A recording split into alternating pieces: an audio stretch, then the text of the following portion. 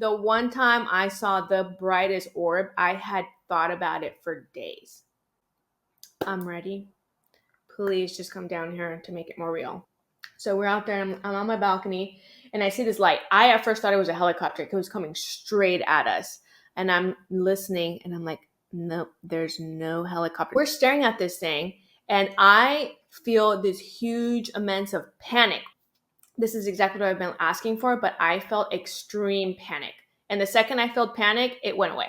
And my husband saw it. And that was the first time he looked at me and he said, okay, I believe you. And he walked away, and I'm just out.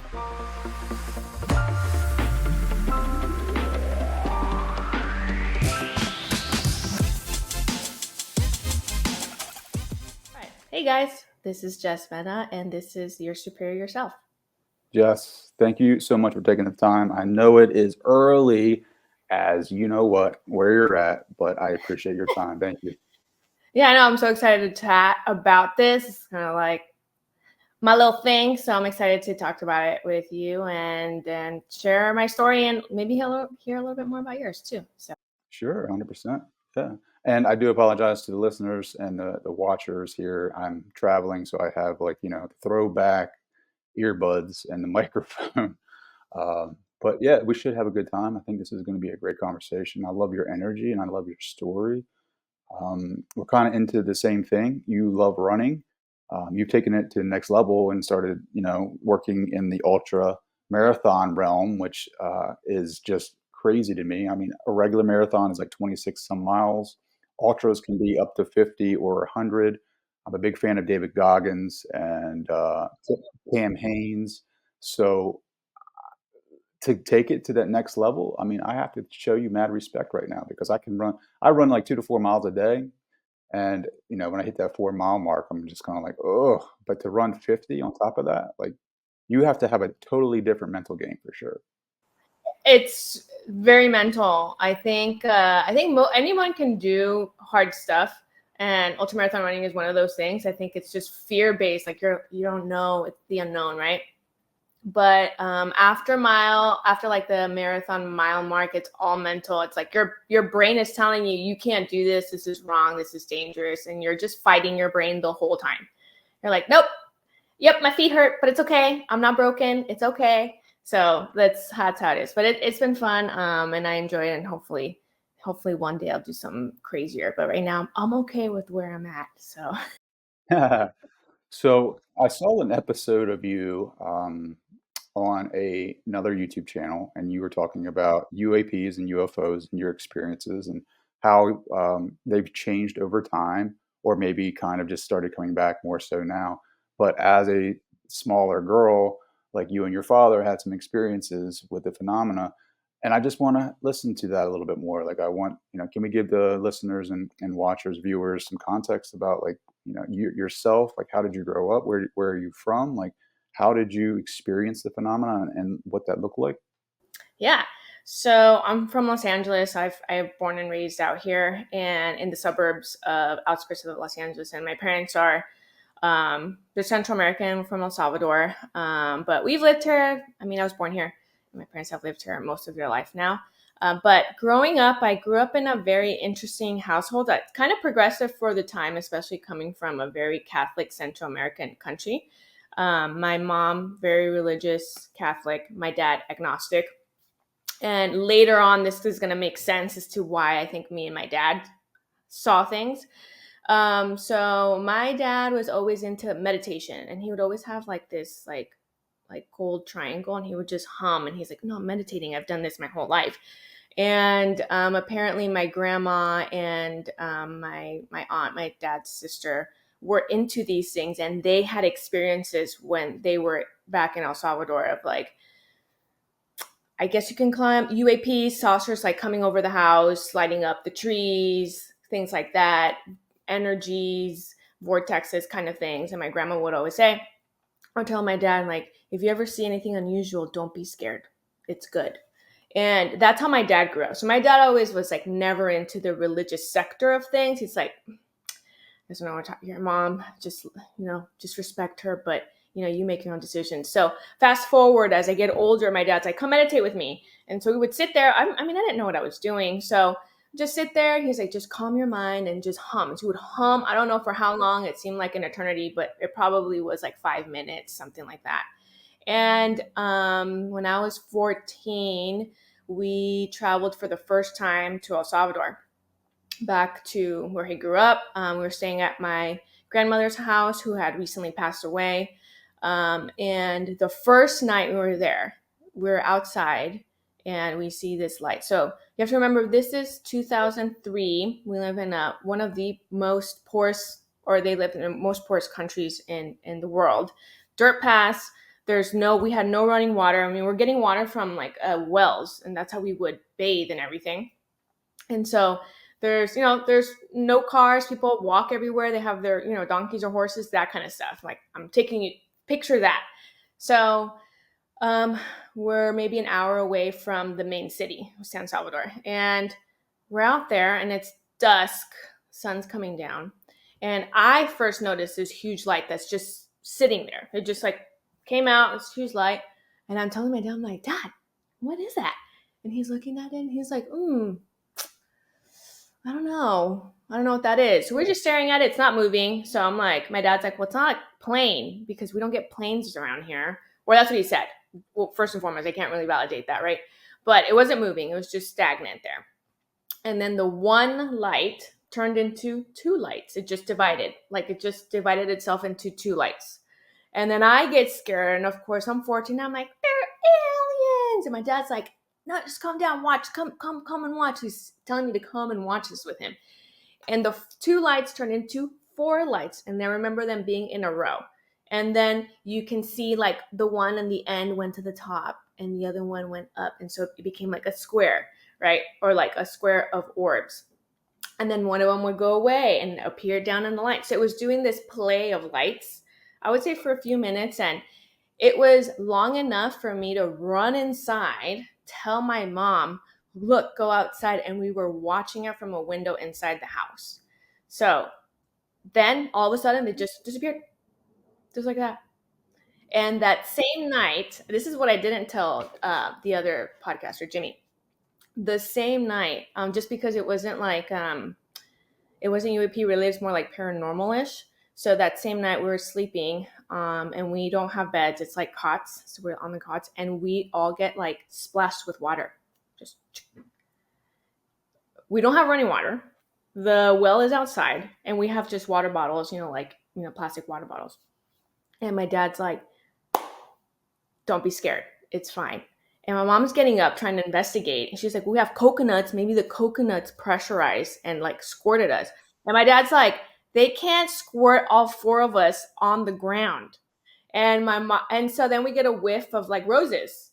And that was my grandma's favorite plant. And so my dad's like, it's your grandma, whatever. But I'm like, that's kind of weird. I don't know. We saw lights and then so it was a very odd day. And that changed everything for me. It actually it converted me into an atheist, because I thought my dad was an atheist, but he didn't really talk about that stuff. And he was agnostic. He always believed in something. He just wasn't into the whole religious thing. And I thought that if I was more like my dad, I would see more of this stuff because he's talked about it his whole life. I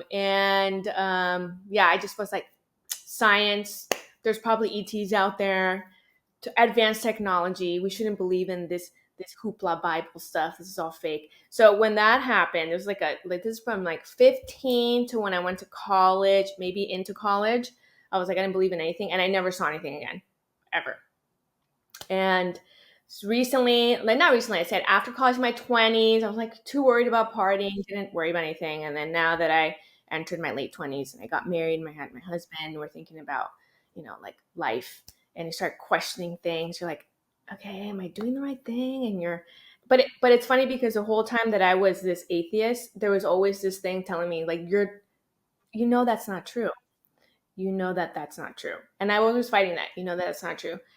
So when I came back to trying to believe in something, like there is something bigger out there. It wasn't even religious, like nothing like godly angels, trumpets, nothing like that. It was just meditating and thinking about being a better person, and just higher consciousness is what I talked about, or what I thought I was practicing. Then I saw my first UAP in broad daylight while I was trail running by myself. And that was the one film I sent in recently because I had a phone. And it was, I was on definitely, so I'm surrounded by a lot of tribal land by the Chumash people. So I was on sacred tribal land, and to unbeknownst to me, I was also maybe a few miles away from an old nuclear power plant meltdown. That apparently there's a nuclear power plant there. But anyways, I was running, and I'm like, "What is that?" I was really scared. I usually I run with people because I'm more afraid of mountain lions out there, coyotes, which are ginormous out here. And it's rattlesnake season and all that stuff. So for an emergency, you always want to run with somebody. But I didn't run with somebody this day. So, and the sky is clear, just blue, no clouds, nothing. And I see this white thing, but it wasn't solid. It almost felt like, it didn't feel like it. It looked like a shape shifting thing, like energy, but it was white, just white. And I see it, and it's coming from north to south, like around the horizon. And right when it gets like in my clear side of view, it disappears, just dissolves. And I'm like, what? So I tried to record it to see if it would come back. And I remember sending the video. I just had captured the end of it dissolving, but I hadn't noticed that there was a black object in the same film that was doing the same thing, and it just like would come and disappear.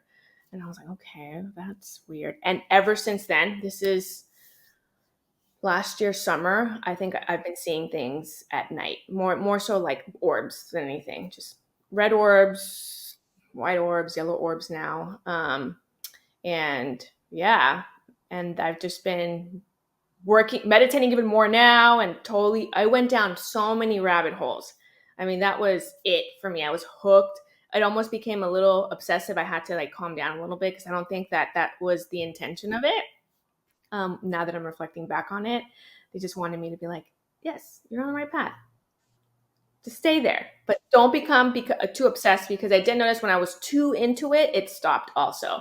So I'm like, okay, it's like a nice happy medium of living my life, experiencing life, and what is it that I'm going to do to make this place, even not even place. I know I'm not going to change the world. That's a very unrealistic. Great, more power to people who can do that. But I know in my life, it's like trying to be better and emulate a better human within my own circle. Like that means my family. And, that's changed a lot for my mom. My mom's the only one who's been like, you guys are crazy. And now she's turning a page and going, I think I'm open to the idea. And I'm like, great, we got her. So, and it's changed a lot of things. And I think I've matured a lot and just viewed life a lot differently and value things a lot differently. So it's been a really cool experience. And there's so many branches to it. I think you've kind of alluded to it before this conversation. It's so much more complex, and it kind of feels like life could be a hodgepodge of so many things, but the deep rooted message is always very similar. So Yeah, I love the entire thing, story you just said. I think it's so fascinating because, to your point, the truth is definitely weirder than what we think it is. And, who are we to say that someone's experience is not their truth? I think, be open minded to people's stories and how they interpret their experience, because ultimately everything they've experienced up to this point has painted that picture for them. And, you know, you never know where they're coming from. I mean, your parents, your father wasn't as dogmatic as your mother in Catholicism. So like there's two different aspects of belief systems there. You have one that is very open to spirituality, if you want to call it that, and then the other one who is very dogmatic or maybe orthodox in her practice or her understanding of what spirituality is. And who says that's wrong? Like they're both needed, right? They balance each other out. exactly. I feel like that's what's changed in me now is I go, okay, I respect people who are a little religious. I mean, there's a balance for me. It's always about balance, right? But I respect people who are religious. I'm like, because they really believe in something. And I'm like, who's to say it's not necessarily wrong, if it makes them, you know, make good decisions, and it creates a little bit of love in them. And I hate saying that because it's so cliche, and I hate that, but it's really true. And yeah, and my dad's been the same. He's a very loving, very peaceful, understanding, empathetic man. but it just comes from a different place. It's like his experiences with what his sister experienced and what his mom experienced made him be like, you can't judge anybody. You have to be kind to everybody. And my mom gets that from the Bible says you have to be kind to everybody, So it's, coming from two different places, but now I'm more open to the idea. And I think the books that I've read with Diana Pozolka kind of validated that for me as well, where she's had this experience as a very serious, religious studies professor going and investigating. And she's like, it's kind of two things happening at once. And that's how I feel, or that's how I interpret it now in my life. I'm like, it's kind of all the same, just masked in different ways.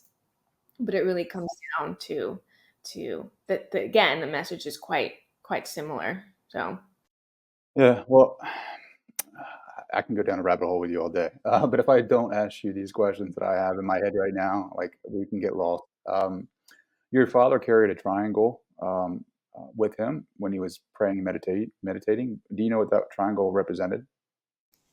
no, I he just said it was a goal, and it's funny because now that I'm into this, my dad moved on with his life. I think after that experience, he's like, been there, done that. I told you guys. And he kind of just went on working, and work consumed his life. And recently he's been trying to find this triangle. And I'm like, you got to find this triangle. And it was like gold. I don't know. I don't know where he got it from, but I think his idea was it was a way to help center my mind and my energy. And it was concentrating on this thing to help me focus so that I could clear my mind and meditate. I don't think it actually resembled anything, but it was more. And then he went. He's a mechanical engineer, so he's like into like science and angles and geometrical stuff. And so he was like, it was made out of this metal that helps. It's a conductive to energy, and so I think it was something like that. Yeah. So I wish my dad would have talked to me about this a long time ago. And I think in our culture, it's very like hush hush. You don't really talk about stuff. You don't mention things. It's if you're there, you perceive it, but we're not going to sit down and digest this. And I grew up like that. I think now it's changing. I think now that my parents are older and I'm older and I push the envelope a little bit, he's telling me all this stuff that I wish I would have known before. Like with the sister would like meditate in the house, and she would draw like a dirt circle. And that's the one night that he woke up because they kept hearing a humming outside their house. Remember, these are tin houses, so or with tin roofing. It's like humming, and he's like, "Yeah, you would look outside, and it would like broad daylight." And I'm like, I feel like I've read this story in some books before. So there is something there that my dad's experiencing. But I think it's quite interesting that it was just me and my dad. My mom and my brother were also there, and they have never experienced much of anything. So Sure. I think, and I'm just speaking to my own experience because I feel like the more that I evolve as a human being or consciousness or whatever you want to call that, I feel like the experiences accelerate more. Um, but what makes me really curious is to like the humming that you guys did. I wonder if you were like getting into like altered states of consciousness while you were doing that, and you were able to get your brain waves into a different state, maybe like an alpha or whatever a theta or something similar to that. And then maybe with that, as a small 14, 15-year-old girl, like what was your intention? Like were you trying to connect with something, or were you just open to any type of? yeah, I was just like, my dad's like, try to clear your brain. And I've always been a pretty like busy body person. And so when he would say that, I'm pretty imaginative too. So you clear your mind. And I just thought, okay, it's probably going to feel like me trying to go to sleep. And so then I would try to go into, I guess, see, this is the thing. It's hard for me to even look back because I don't think I knew what I was doing. I mean, I definitely know that I didn't know what I was doing. So I was just kind of following my dad's lead. I was like, he looks like he's in a trance. So I'm just gonna hum. I mean, looking back, it was definitely like a certain type of frequency tone. It was very low. Off. There's like a meditation hum that you can do too. It sounded very similar to that. It's like, yeah, mm, and it felt really nice. I'm like, wow, this is nice. So we would just do it, and I would try to hum longer than my. It was almost. I'm pretty competitive, so I'm like, I'm gonna hum longer than everybody in this room. My dad, I'm gonna hum and hold it, and we're just like, it's very calming. So I think what happened is I totally went into a very calm state of mind, and we both did, but and afterwards we were like, all right, see you guys tomorrow. I'm gonna go to sleep. Yeah. What was your belief system then in that moment? Like when you were 14, 15 years old and you, I was a I was a hardcore Jesus freak. We call them Jesus freaks. Just went to Catholic school, like a youth ministry every Wednesday. My godmother at the time was a youth ministry like director. Like I was in it. And my mom loved it. My dad was like, I think he was trying to give me both of two worlds. He's like, okay, I get it, but don't forget, like, look up at the, and he's very, very connected to nature. He's like, well, go outside and like look at the plants, look at the animals, and you have to respect, the little animals. And he would always try to rescue little things and try to revive dead plants. Like he was very into that stuff, and so, yeah, I think he tried to do. I think he did a good job trying to balance my life out, um, but that one experience really, really catapulted me. I think the a way I don't think they wanted me to go. what was more shocking to you? Seeing the lights in the sky and then multiplying those lights, or the water hitting you and not having a source where that water came from? I think it was both. I really thought it was both. At some point, I thought maybe it was like the aliens came down, did something to us, and I have no idea. That's how I took it. And my dad's like, So no, no, you no. were like wet, like you were covered in water. Yeah, like our face was covered in water. Like we woke up like, what? I thought someone had thrown water on me. And I'm like, where did this come? It was crazy. I don't know how to explain. To this day, it is, I think every year we talk about it. Every time we're at dinner, did you remember that time we saw the UFOs and we got water every day? I'm probably going to talk about it this week with my dad because we're going to go out to dinner. Yeah, we talk about it. It's just an unforgettable experience. And yeah, I think they were both shocking because one, to this day, I'm a scaredy cat. So both of those things happening in that one day was a little bit of a shock for me. Period. I was afraid. After that, I was definitely afraid of the dark. It's like can never go in the dark by myself. I'm really afraid of seeing stuff. Thankfully, I've never seen anything like that. Like I haven't seen anything, and I think believing in what I believe in, I think it's for a reason. Whoever's out there knows we cannot do this to this girl. She's gonna have a heart attack. So, so they keep their distance. And the reason I say this is because the one time I saw the brightest orb, I had thought about it for days. I'm ready. Please just come down here to make it more real. And the second that it happened, I even called my husband. My husband is so kind, so patient, but he's not into this stuff that I am. He's, just a supporter of it. He's very, very skeptical. So I remember being on, and by the way, I'm in LA. There's a huge amount of light pollution. So I can barely see maybe a dozen stars. So we're out there, and I'm on my balcony, and I see this light. I at first thought it was a helicopter. It was coming straight at us. And I'm listening, and I'm like, no, there's no helicopter choppers. You can hear a helicopter from a few miles away. We get LAPD, like life pursuits here all the time. So you can hear the helicopters, and you know what they look like, and they have two rotors. There's nothing. And I'm like, honey, come out here now. And he walks out, and we're staring at this thing. And I feel this huge immense of panic, which is not what I thought I was gonna experience. I thought I was gonna experience like joy, and this is exactly what I've been asking for, but I felt extreme panic. And the second I felt panic, it went away.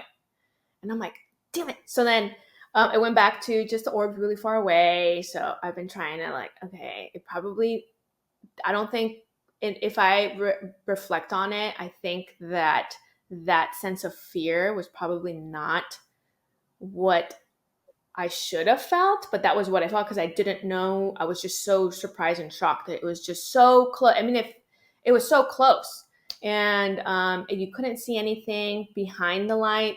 It was just a really bright, low light. And my husband saw it, and that was the first time he looked at me and he said, okay, I believe you. And he walked away. And I'm just out there like, oh my God, this is happening. And since then it hasn't, maybe it was 3 months ago. And since then it hasn't happened. But what I've been trying to practice is, okay, meditating and really thinking about like what color orb I want to see. And usually it'll happen a few days later, like, oh, I've been thinking about a magenta. Recently, I've been magenta because I've been seeing just white orbs or yellow orbs, and I'm like, okay, I need to know. Like, let's see if I can manifest this in a way. So I kept thinking magenta orbs, magenta, and I just saw it, envisioned it in my head. It's going to appear right here, and it's going to stay here, and I'm going to see magenta orb. A few days later, I saw red orb. Red. It wasn't magenta, but close enough. Red. And then I thought, aha, okay, you just have to think about it, meditate, and if it wants to follow your direction, it will.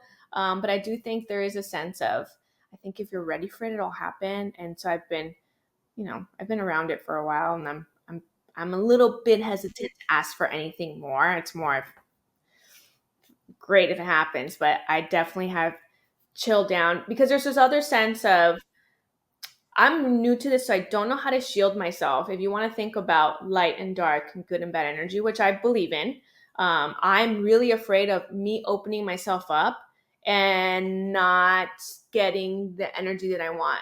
And why I'm alluding to this, because we had a weird experience in our home right when I first started getting into this. And I saw my first day orb, and I started meditating, and I started thinking, like, I hope something happens. I hope something happens. It wasn't very specific. It was, I just hope anything happens. We started hearing like little kids running in our house. We don't have kids. And we live in a 3-story townhome. So I kept hearing kids at like 3 a.m, just, and I asked our neighbors to our left have 2 girls. And I'm like, hey, are your girls up at 3 a.m? He's like, no, no, no. They go to sleep at like 7 p.m. and then don't wake up till about 6 a.m. And they're not going to be out there running, you know? And so that was the first scary encounter that I had where I was like, this is uninvited to my house.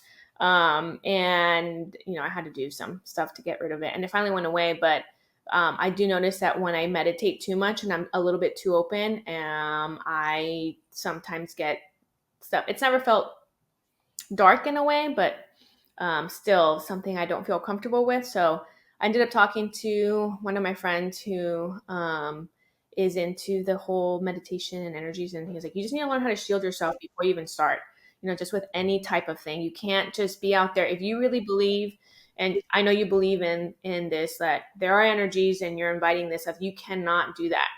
It's not a good thing. So before you even go out into the balcony and you're looking for orbs, just think, shield yourself, make sure nothing can penetrate that you're not inviting. And you should be okay. And that's helped me out a lot to feel more comfortable too, because it can be a little bit scary for me. Again, I think of this stuff as a little bit more spiritually, consciously connected. So yeah, so that I've had to learn how to protect myself. I'm like, oh, I don't know. I don't want to, I don't want to get abducted or anything like that. So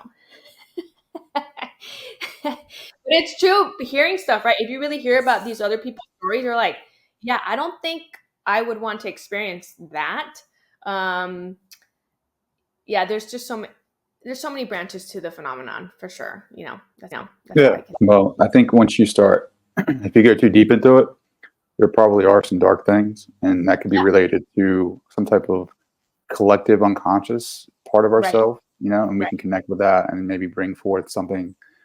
Because, like, you talk about, well, I've read a lot of Robert Monroe's work and Tom Campbell and these out of body experiences where people can manifest anything instantly. And depending upon where you're at consciously, like, you can manifest, if you have a lot of fear inside of you, then you can create fear-based environments and have right, these experiences. So I think it's directly correlated to where you're at. And if you have a lot of fear surrounding the unknown, like, you're going to create that for yourself for right, whatever reason. I don't know what the mechanism is. I don't know what creates that for us. But as you evolve, right, I think it's about, Tom Campbell talks about this, like, eliminating that fear hmm, and knowing, who you truly are, as far as, like, there is nothing that can really, destroy you. I mean, consciously, if you think about that, if you're this ball of awareness, this ball of consciousness, like, truly, yeah, maybe I can probably be destroyed in this reality, but ultimately, if we continue on and we are eternal, like, there's nothing that can affect me. right, There's a part in Robert Monroe's book, his third book in the trilogy, where he encounters some type of God phenomena, where it's like, he's searching for his beginnings. He's searching for that the genesis story of his being and how far he can push that. And he encounters some type of God force, and he was like, who are you to defy me? Who are you to go against me? You shall worship me, blah blah blah. And he basically is like, he's not having any of it, right? And so he didn't have any fear in that moment. And this entity or being or non-human intelligence is like trying to scare him, and he's like, nah, bro, like I'm good. Yeah. And that deteriorates into, well, that conversation deteriorates and he's able to move forward. But there's a lot of examples of that in his story where he has these, I guess, tests which are testing his fear essentially. Maybe he's creating that for himself just to progress a little bit further in his journey, to show him that he's indestructible, that he is eternal, that he is this consciousness that cannot be destroyed. But you have to experience that for yourself. Like, I could talk about that all day and like Hmm. prove to you that, from my story, that, we are this awareness and we will never be destroyed and we're forever lasting. But until you experience that for yourself, you're going to be like, nah, Trey, like, I have a body, I'm physical. Like, when I die, there's a huge blackout. Like, there's nothing after this, and that's not my experience. Like, I'm starting to go deeper into meditations and just have these lucid dreams, and like my awareness is still there. Like, I have been the observer of in dreams, and I have observed different things. I've had meditations where I'm interacting with different beings that I resonate with, and I've been able to bring things back into this reality for myself. I've been able to have experiences with the phenomena that you talk about, through meditation and through opening myself up. So do I know the truth? I don't know if there is a one truth. I know my truth, Yeah. and my belief is that we continue on out of this reality. I think reincarnation is a thing. I think it is how the soul, if you want to call it a soul or awareness or consciousness evolves. I think, as far as the quantum physics of it, I'm not a quantum physicist, and I'm not going to get outside of my lane, but that Right. resonates with me. You know what I mean? Like, so that is my truth. And so, going back to where I started in this conversation is, um, as I develop spiritually, or consciously, I kind of stay away from the word spirituality because it has so many different interpretations of what that is. Like, it's not being religious. It's like being, Right. trying to expand oneself. And I think it's so fascinating how you're a physical therapist and you work with the body, because I think there is a correlation between the body and how you prepare yourself, and then how you go into those deep meditations, and how then you experience the phenomena for yourself. Because, like, Diana Pasulka talks about protocols Hmm. that a lot of the mystics have implemented into their daily lives. Plato talked about it. The guy in her book, Tyler D, implemented protocols into his daily meditation and just morning routines that help him strengthen that connection. And I want to know, like, is there a correlation? And there's a lawnmower going past me right now. Is there a correlation between what you think the body, if you I don't want to say filter, I don't want to say purify, but if you kind of clear out these different energies in your body, or you strengthen the physicality of the body, do you think there's a correlation between that and the phenomena? I think so. And I think I can only relate to it. Well, from physical therapy standpoint, you kind of see it. Like the patients who are, who take care of themselves, not just physically, but emotionally. And they'll talk about it. They're the ones who do really well. Post-op surgery, huge accidents, chronic pains and aches, and when they get to the mental side of it, they generally do a lot better. From the athletic point of view, so now that I'm in the ultramarathon running scene, I've met people who, I mean, everything that they eat is calculated. The type of stuff that they drink, a lot of them are into meditation. You need to interview a lot of ultramarathoners. A lot of us are into the phenomena because we've all had spiritual experiences.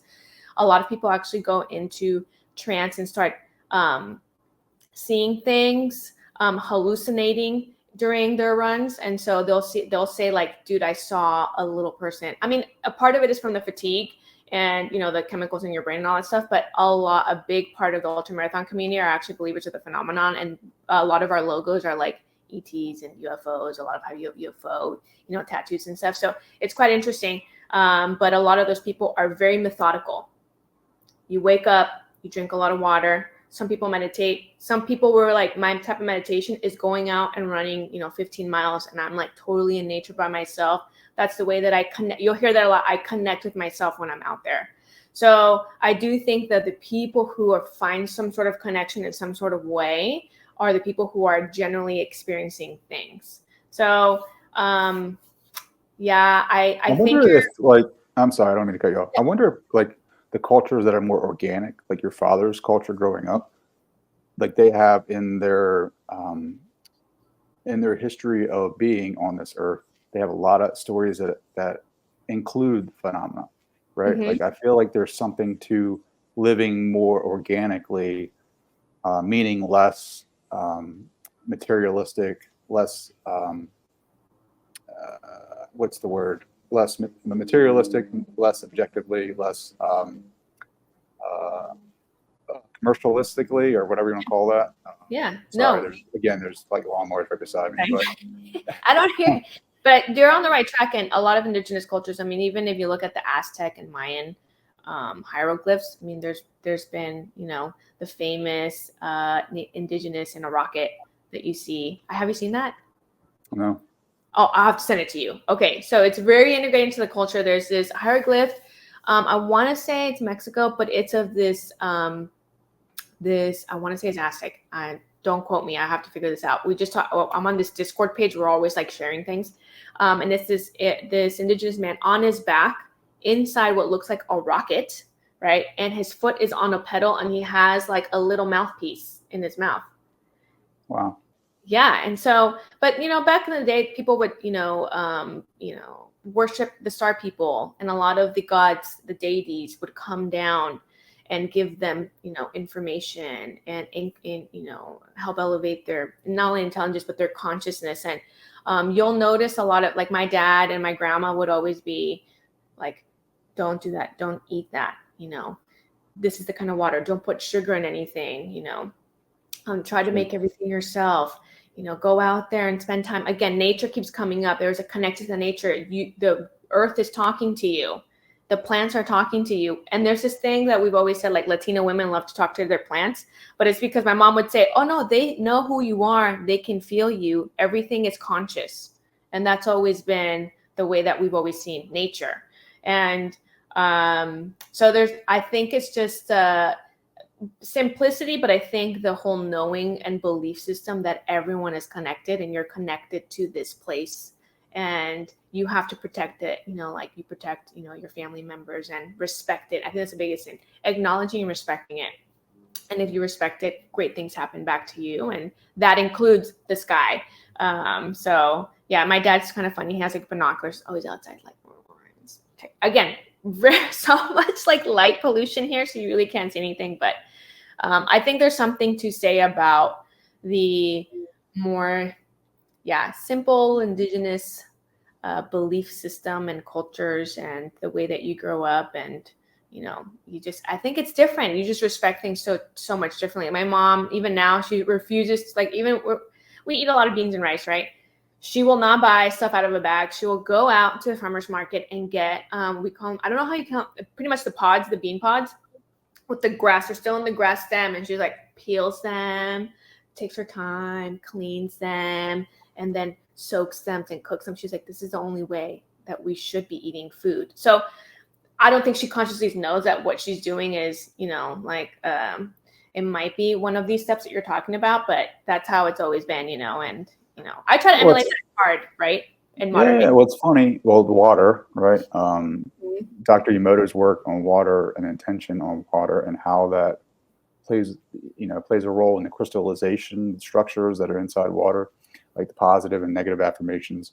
Right. The more negative affirmations, the more high entropy, right? There would be more entropy in the crystallization, and then the more positive, the less entropy, and the more beautiful the crystallization will be. And I Mhm. find like I speak into my water. I do positive affirmations because I feel like that energy, like water, it doesn't change the molecules, the structure, the biological structure of it, or molecular structure of it, but water can withhold information and data, right? So if I speak positive affirmations into the water, I'm consuming that water. Now it's inside of me. But also think about your environment. Like we are 60 to 70% water. So if you go into these negative environments, that's going to have a direct effect on who you are. Like your water is now carrying that, which is creating higher entropy inside your system, which, in my opinion, creates disease, fatigue, creates that not disinformation, but more or less like higher entropy inside the cells Mhm. of your molecular makeup. And so, to cleanse that, you have to, one, I think, in my opinion, to get more in a positive environment, do the things, the protocols that you speak to, taking care of yourself, moving the body, doing more of the meditation, more of the affirmations, chanting, the things of that nature, which I find for myself, and just eating clean, like cleaner, Yeah. taking the Yeah. time, like your mom, who is, giving her, setting an intention and giving her attention to these foods that have come from the ground, that have come from where we come from, who are getting direct sunlight, getting taken care of, and then just being showing gratitude towards that. Like Yeah. you're closing this loop almost of like, now this thing becomes you, and now if you honor that, like, I mean, it sounds very, hey Trey, do you honor the hamburger that you just ate? I get it, right? Like we live in this very high speed, very busy society, and trust me, I have 3 kids, so I get it. And I do like a good hamburger, but I can also be grateful for that, and that I have the opportunity to experience that. But there's something to it, There's something to the environments in which you live. There's something to the people that you hang out with, Yeah.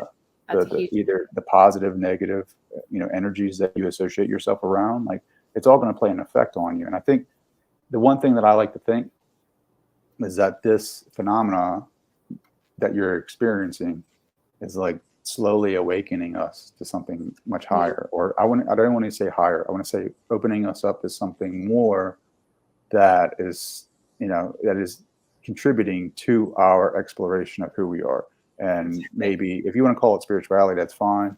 I call it more or less like a journey, like the hero's journey almost, to where it's like Plato's allegory of the cave, where Right. the prisoners break away from the chains and they turn around, they see the fire, and they immediately realize that their reality has been some type of illusion or story base that has been produced. And so now you go on this journey of self exploration and trying to figure out like what is your truth. And so I think that's what it's doing. I think it's unlocking those chains of from the story that we've been kind of telling ourselves, and now it's giving us an opportunity to really dive into like what is it that we're here doing, and who are we essentially. Exactly. So I think you've pretty much hit all the nails. I think yes to everything that you just said. I am kind of on the same thing where I'm like, I feel like this is more of an experience of trying to experience humanness, and yeah, trying to figure out what it is that you're really here to do. And I think people are thinking that there's like this higher amazing thing you need to do, and I'm like, sometimes it's not. So I had a lot of trouble with that because I thought I'm a physical therapist and I help people, and I'm like, is this really? That's how I kept saying, like, is this really all I'm going to do the rest of my life? Is I'm going to help these people? And then I had to reflect on that, and I'm like, that's actually a great calling that I get to help people every day. And I remember one of my patients who happened to also be a little indigenous. He actually ended up telling me he had an abduction story, which is really weird because ever since I started this whole new chapter, this recent chapter of things, patients are telling me things without, I'm not, first of all, it's still stigma. Okay. I don't even talk about this with my coworkers. I've dabbled with it one time, and then one of my coworkers was like, oh, you're into conspiracy theories. And I was like, I'm never talking about this again with anyone at work. So one of my patients told me, though, he ended up coming and he's like, hey, I feel like I need to tell you something. And I got excited. I've never had like a psychic reading or something like that. I thought, this is it. I'm going to give my psychic reading because I've never dabbled into any type of things like that. And he said, I felt like I really need to tell you this. And I'm like, okay, tell me. And he's like, I was abducted when I was 9 and when I was 32. And the first thing I said was, why did you tell me that? Like, I appreciate you telling me that, but why did you tell me that? And he's like, I felt like I needed to tell you that. And I was like, okay, that's weird. That happened one time. Second time, I had another patient tell me the same thing. He was rehabbing from pretty bad shoulder surgery. He was not doing good. So he was down the dumps. And I was telling him, he asked me one day, he's like, are you susceptible to people's energies? And I'm like, and I responded with, that's funny that you asked. Since I've been doing this for 9 years, and I'm like, I can have a patient and that if their vibe is off, I can feel it. It sucks. I say, I'm a little dramatic with the way I said it. I'm like, it sucks the life out of me. It really zaps me from energy. I feel bad the rest of the day.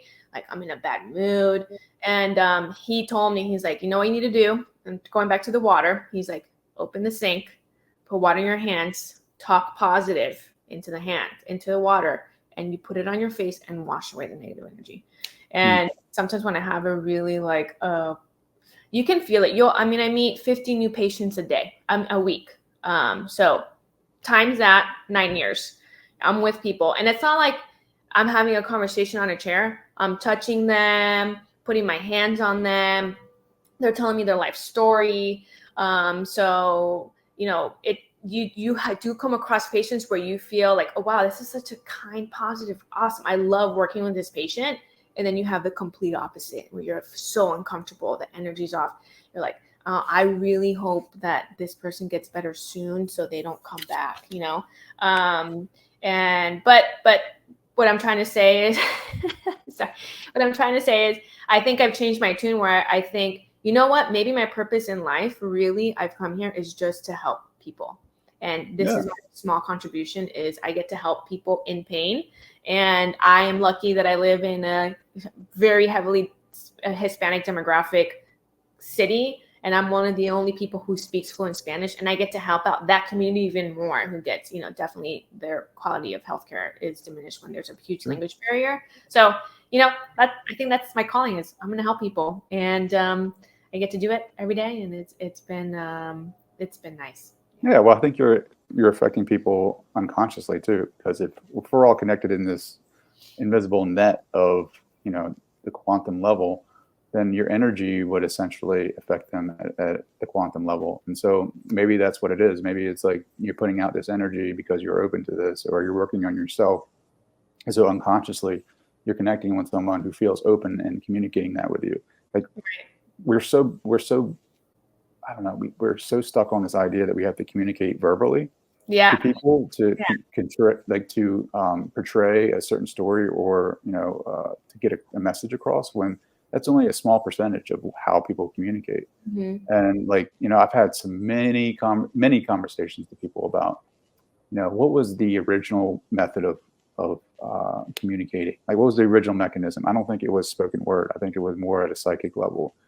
There's been multiple stories throughout history, like the Tower of Babel in the Bible, right? Of they had one world language essentially, and then they built some tower, and God comes down, gets really upset for whatever reason, destroys it, and then basically says, "All right, now I'm taking away your ability to communicate with the world." And so I think that was some type of maybe mind-to-mind communication, and then there was something placed. Whether it's in our environment or in our mind to kind of eliminate that process for us. But, again, if we're connected at the quantum level energetically, like you walk into a room, like you can feel that room, and you know exactly who you're connecting with. You just went to contact in the desert, right? So that energy that people are bringing into that environment is totally different than what the outside world is, what it feels like. And I want to ask you this too. When you went to contact in the desert, did you guys experience anything? I didn't. So it's a 4 or 5 day event, and I live maybe 2 hours away from Indio. And I'm like, I'm just going to go Saturday. And part of it was because I was so afraid and hesitant, like, oh, no, I've never done these kind of big conferences. So my friend who was there from the beginning said that him and another person actually saw like a UAP outside in the broad daylight. And Indios are known for a lot of phenomenon, so he experienced that. I think the only thing that I experienced was kind of what you're talking about, the energy. I don't think I'm someone who's sensitive to that type of energy or feeling energies in general, like, oh, this person, or that I can feel it from a mile away. You walk in there, and I walked in there, it was staticky, electric. I'm like, wow, this is I've never felt this before. So I didn't, but I know some people did. And I did hear I met some very, very cool people who talked about their experiences of like how they know when they feel something and when they've seen things. And I think the one thing that I took out of that is there are hundreds of people who experience stuff that don't talk about it. 100%. Hundreds. Well, to your point of feeling it again in the body, I think I've had a conversation. Have you read Diana Pacelco's new book, Counters? Encounters? Yeah. So Moon Girl, in that, I think it's chapter 6. Mm-hmm. I've had conversations with her. Oh, cool. Okay. I haven't, she's known as Simone, but when I was talking to her, there was an energy. Like she does this dialectic process. Right. Yeah. And just speaking with her. Yeah. And I never talked about this I don't think I've ever talked about this on the show. It felt like I had stuck my finger in an electrical outlet. Like, I don't know how else to describe it. Like, my entire body was on, like, not on fire, but very weird. It felt like immediately some type of energy was like coming into me, and it felt like I was going to throw up almost, like, because I couldn't. My body wasn't used to that type of frequency almost. Wow. And we were just talking about we were talking about consciousness and reality. And then immediately I could tell that she was tapping into something different.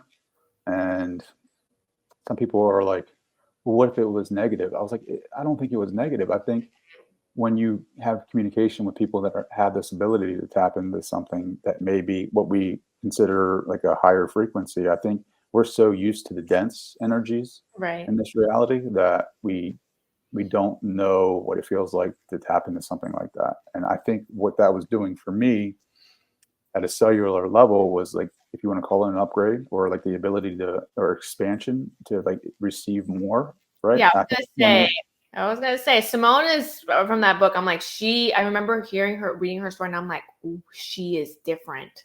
You were just with someone who is exactly what you said. She's elevated on a different frequency, and she just gave you a little love tap with that. So I think that's great that you experienced that. Yeah, and she eventually will come on the show at some point, and we'll have a conversation. And so she's actually studied, she's definitely studied in the oral traditions, right? And has hung out with like the Dalai Lama. And I think that people of those Eastern traditions at a very high level have that information. And so Diana talks about the written tradition. Like, at some point, there is some type of redaction in the literature where they don't talk about it anymore. Like, they're just not allowed to, for whatever reason. There's a secret. It's kept secret. This ability, these protocols to connect with that higher level of a consciousness or energy. And so you have to be initiated into that tradition to receive it. And I think she was initiated into that tradition, because when she started talking, like, it was like, at first, like, we were just having a normal conversation, just like you and I are right now, just getting to know her more and her story. And she has, she's a mom, she has kids, and is married, and she's a CEO of a company, and she has that life. But then she's also has this other side of herself where I believe she's a mystic, to where she can, and to me, this is what Gnosticism, however you say that, Gnostics experience it. Like, they have this knowledge, this working knowledge of how to connect with it and actually have an experience with it. But then, how do you, as an individual, become a part of that, right? And I think that, the reason why it was kept secret is because I don't think we can handle it right now. Like, I think we are starting to become more capable of experiencing these different levels of consciousness and energy. But there's, because we've lived a certain way for so long, just our diets, drugs, alcohol, society, energy level, like, consumerism, just the way that we live our lives very materialistically. I think if we were to open up those floodgates, I think it would really hurt a lot of people, just because we haven't been able to evolve ourselves to a state physically and mentally to where we can handle and occupy those spaces. Right. And you know what I mean? Does that make sense? I agree with you. Yeah, I would question myself or ask internally a question like, why is this such like? How come more people aren't aware of this and people aren't gifted with this information? Because actually reading Diana Pasulka's books, that's what I kept thinking. I'm like, the Vatican knows this stuff too, and they don't want to disclose anything. Like a lot of the, if you want to talk about religious sectors, right? All these people know more than we're alluded to, and it is kept behind five doors and five locks. And I think that's exactly what it is. Me venturing into this now, I realize like, well, I'm like way in over my head. I don't understand this. I don't have someone who's guiding me. I'm kind of finding out by meeting people and talking to people like you or Jimmy or people from, the UP podcast and this whole disclosure group. And they're, sending ideas. We're going on group chats. We're trying to teach each other. And, I can't imagine, the everyday person, just being given this stuff. It's not something, it's even for myself where I feel like, okay, I'm ready. And I realize sometimes I'm not ready. I don't think I can handle some information, and I want to be ready. And I'm trying to help myself and do things better and the meditative stuff and elevate my consciousness a little bit by a little bit to be ready for things like that. But yeah, no, Yeah. you're right. I doubt that a lot of people would be ready. I think that there is a movement, and I think technology has helped us with that. Like, being able to do this and meeting you. How would I have met you before, or the people that I've met? I would have never met these people. So I think now it feels like more people are ready, but I think people have always existed. You and me have always existed. We would have always gone, I think we would have gone through this journey. But I do think that modern day technology is helping us come together, and there's a larger group of people who are working on consciousness and this kind of elevating yourself. I would almost call it is true, Dana's like, it's kind of like a religious movement, and it is in a way. But I don't think prior to this that people were doing it as maybe or sharing things as much as we are now. And I think Sure. that does help. But you're right. I don't think I think most people would not be ready for that. We're Yeah. probably at the most unhealthy time ever. Yeah, for All sure. Well, I aspects. think I think it is I hate to call it an awakening, but I think it's more like an invitation to start, what is this place? The old stories are slowly dying, and something new is taking place, like something new is being birthed.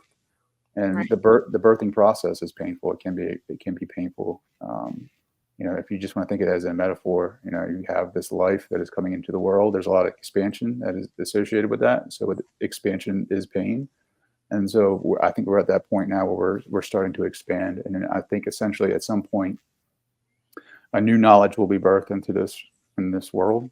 I think the higher level religious figures have that knowledge, and I Mm-hmm. think there are some. Don't get me wrong. I think there are some religions that keep it to themselves because of power purposes.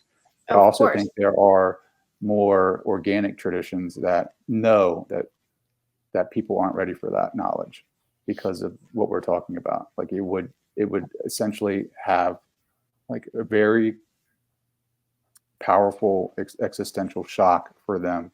personally, and for the people, because you're talking about pulling the rug out from a ton of people who are just not there yet, who still believe that, they hardcore believe their story, you know what I mean, and that they're still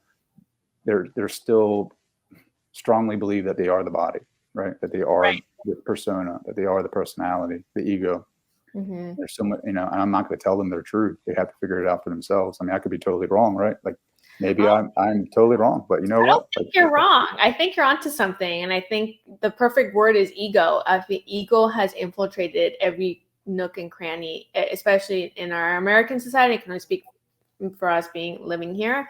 I'm like, just go out on the street, and go online. And I'm like, this is poison, and I think that I'm glad that there are people like you. And this is what I said at Content of the Desert. And I'm like, when I saw all the speakers, I'm like, they're not going to be here very long. And I think that it's good that we have people like you and the younger generation who is becoming aware of this. I'm like, because we need to kind of carry this on. And I think for a long time, the respected people have been ridiculed for far too long, continue to be ridiculed about this, even this simple conversation.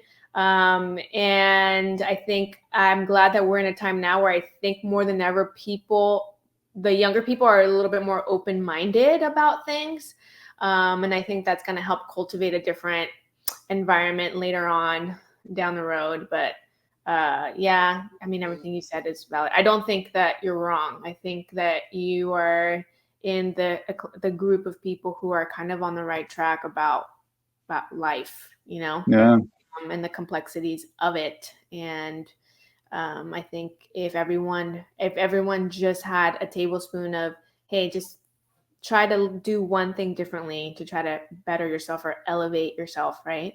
I think this whole place would be a little bit better. sure, 100%. Oh, as you grow, as you expand, you just kind of start having this natural awareness of who you are and like what you're interconnected with. So, like, to your dad's point about the flowers outside, being connected with them, the trees, the grass, all of everything, really, essentially. I mean, this laptop, this camera, this table, then I'm in this entire house. I think in my human brain, I think it's material and that's physical, but in actuality, it is just moving small particles of energy. Mm-hmm. So, and if the table that I'm in the chair that I'm sitting in is that, then I too am that. So Right. that means what is left? It's this there's the concept of who Trey is, the persona, the idea, the personality, but then there's also an awareness that I experience reality. And what is that? How do I expand that awareness? And how can I be more into that in my everyday life and not create duality? Like I was very external. I was searching for things that made me happy in my environment, and that just didn't suffice for me. Like I was still lacking. I was still searching for happiness.